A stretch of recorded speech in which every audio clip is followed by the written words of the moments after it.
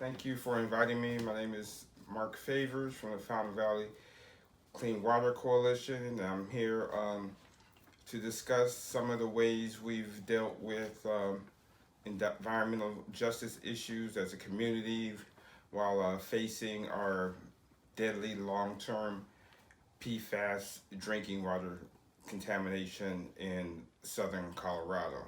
Um, just give you a brief background about myself. I was born and raised in Colorado Springs, Colorado, but moved to New York City 8 years ago. But then, when visiting my mother in Colorado Springs a couple of years ago, I learned that where my family and grandmother had owned a home since the 1970s, that Peterson Air Force Base, the local Air Force Base, where my mother had worked 40 years, had admitted that they had been dumping toxic PFAS chemicals into our drinking water source since 1991.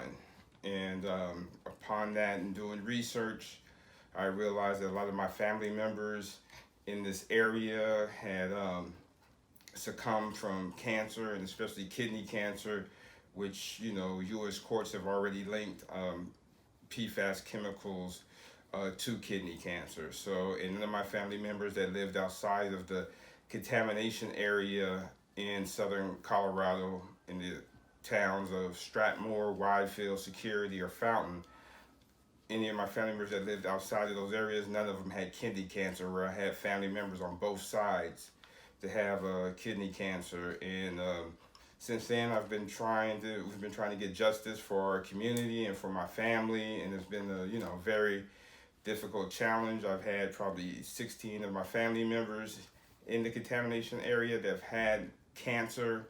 A lot of them military veterans, a lot of them who were unknowingly drinking contaminated water while they were serving combat tours in Iraq. So it's been a very difficult challenge when you're trying to get justice and accountability from the Pentagon, which has a very big and large, powerful budget, and they have legal immunity, which they've claimed in Colorado. And so we've just been trying to deal with these issues, especially when we're poor people, a lot of people of color around the country. So that's why I've joined the National PFAS Coalition. I've worked with other environmental justice communities around the country, such as Alabama, Arizona, and New York, Newburgh, New York, to try and address these issues while fighting to get all the PFAS chemicals regulated. So some of the things we simply have done is basically, our process is real simple: educate, advocate, and communicate. So we, educate. We educate ourselves on the issue. We work with scientists, always trying to see what's new, always trying to see what research there is. We ended up getting some private money to do some blood testing in our communities, and there were some of the highest PFAS blood levels in the country, 10 times more than the national average. The levels of PFAS were found in our community members were 10 times higher than the national average. But that didn't come from state government, because the state of Colorado has refused to do an independent investigation. That pretty much came from working with private scientists, University of Colorado Health Sciences, Colorado School of Mines, who were able to, contribute some private money, and they only did a small sample of blood, but it showed, the seriousness of our situation. And so we educate people, we educate the community, we reach out to churches, we reach out to other communities of color and show them why this is important, how this relates to them. We also reach out to, other poor communities who aren't communities of color, like in Massachusetts or in Hoosick Falls, New York, and try so we could, kind of build a coalition and build a common bond on trying to address this PFAS contamination, where unfortunately even though like the Air Force in our hometown had admitted dumping PFAS, the burden seems to be on us to prove, the damage that they've done. And so that's very difficult. So, some of the other programs that we do is, we have regular meetings, and we have a long-term approach is like a marathon, and we just have regular meetings, and we just meet with people, when we can, different people in the community, the marginalized, see what they need, try and help people, especially a lot of people going through cancer treatments. I had a 14-year-old cousin that had to get a kidney transplant, a few years ago. So we try and address all these issues as best we can with what we can. And some of the other programs that we do, we go meet with our elected officials regularly. We were able, luckily, to get some of the state of Colorado has never regulated PFAS, but they were able to eliminate PFAS in firefighting foam in the state. But unfortunately, the military is exempted from that. And we've also, through the Fountain Valley Clean Water Coalition, we've also participated in changes in rulemaking, through the state of Colorado, Water Division, Department of Health. So we've participated, make sure that, any of those things that are open to the public, that we go, we speak, participate. I've emailed blindly journalists on a regular basis, as well as elected officials from around the country, to always let them know about our PFAS issue, to try and get them to write some articles. And we have been successful just cold, blindly emailing, different journalists. We've gotten, the New York Times to do some coverage, and also the LA Times, the Guardian. So that's been successful. So that's one thing that we suggest you do as well. And another thing I've learned looking at other communities, like say Newburgh, New York, the Newburgh Clean Water Coalition, is they've done PFAS tours. They do a lot of community events in communities of color to try and, just build outreach and just try and educate. And so those are some of the things that we see that other communities in the National PFAS Coalition do to address environmental justice, that we try and incorporate in our own communities. And another thing that people have done, some successfully and some unsuccessfully around the country, is, run for elected office.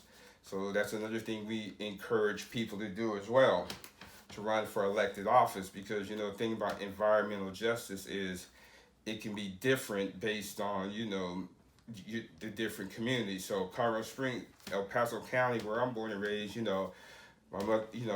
President Trump won 60-40. It's a very conservative. 5 military installations. It's probably 80% white, 6% black, and the rest percent Latino. But one of the areas where we really had real bad contamination affecting my family, Strathmore, is majority, Latino and black. So, we've reached out to the state officials of color that have represented that area, Tony Exum, and that's how we were, able to get, like the PFAS ban in the firefighting foam. But then the reason I bring this up is because in Newburgh, New York, which is a population of 28,000, the majority of its 28,000 residents, 80% are people of color, blacks and Latinos, and whites only make up a small percentage of the population. So they've been able to elect a person as mayor, a person of color who, ironically, unfortunately, his kids and himself, PFAS blood levels came back, higher than, significantly higher. So he's mayor, and, he's been able to file lawsuits against, the Air National Guard, the state of New York, and a lot of different people. And so I just show that, depending on, assess your community, what political options you have. Because the thing about New York is, unlike Colorado, they've regulated 2 PFAS, and they've also done independent investigations. The state did blood testing, which the state has done none of those in Colorado. And so what we try and do is sometimes work with those communities, because I know a lot of people of color are very reluctant to participate in, giving their blood and having their blood tested, because, they were like, this is just one more bad thing that's happened to a lot of marginalized communities. So they don't want to participate in a lot of, people in the Latino community, trying to get them to to hold the Pentagon accountable can be, daunting, especially, immigration issues and how those things are. So we just have to be patient and, work with people how we can. But I think the other key thing is to have consistent type of programs. So that's like the monthly meetings, maybe check, like I know Miss Hampton does in Alabama, check on the people who are suffering from cancer, do simple things like food drives, make sure their food, help families that need issues with medical or just need, food, someone to talk to, because, a lot of times as advocates, we want everybody to think like us and to be, very vocal and political like us, but sometimes they just don't have the energy, the time, or the income. So we just try and meet them where they can and let them do what they can with what they have. And that's why we come up with a lot of micro tasks, which include just if it's just emailing elected officials, calling elected officials, showing up to events with elected officials on a regular basis, if it's just once a month, reaching out to them. And so one other thing that I would like to also mention that I learned from a group, We Act, in New York, We Act for Environmental Justice. They don't really work with PFAS, but they were the ones that, when they saw what I was doing on PFAS, even though they didn't work on PFAS, they helped me go to a conference in Houston where I met environmental justice advocates from around the country. And, we bounced ideas off each other, and I educated them because a lot of them hadn't really been familiar with the PFAS issue. Some of them thought that, that they were using that their cities use non-PFAS firefighting foams, but actually they were using some of the more lethal firefighting foams. And since we're speaking to a group of scientists like I am now, one of the things We Act suggests that we can do, that we can use to work with scientists more is, what scientists can do is provide technical knowledge and assistance when needed, and create spaces for resource sharing and networking, regularly solicit guidance, input, feedback from frontline communities and environmental justice advocates, use your established platforms to support on frontline communities, and critically evaluate who really benefits for your actions. Because, say in Colorado Springs, you have Strathmore, Widefield, Security, which are more poorer communities. But then the Air Force Academy also has PFAS contamination, and some of those homes that are contaminated there, some of those homes average $500,000. So so you see just the economic, dichotomy of two different communities that get contaminated, by PFAS. So that's why it's important to make sure that, marginalized communities are also benefiting from your research. Make meaningful diversification, environmental justice a part of your PFAS work. Make sure it's sincere, and also work to create a more better distribution of funds. So don't just do research in economically prosperous communities, but also work with the marginalized communities as well. And another thing I think that's important that I've talked with Chris Higgins about at the Colorado School of Mines, which they're very much interested in, is that also we need to do what we can to build the next generation of scientists of color.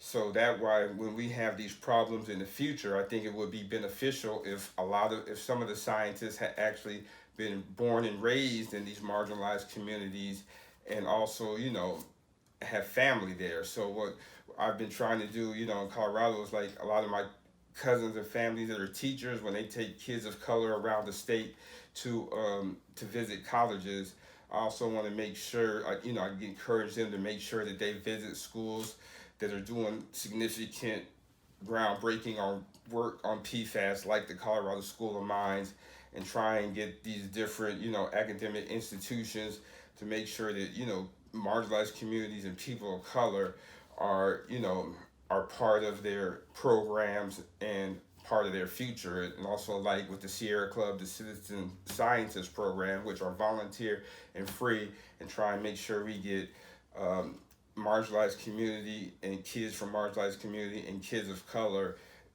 as well as their parents, involved in these simple tasks, which in the long term will have, I think, big impacts on environmental justice. So thank you, and please feel free to contact us at the Fountain Valley Clean Water Coalition if you have any questions, concerns, or any ways you may think we can work together. Thank you.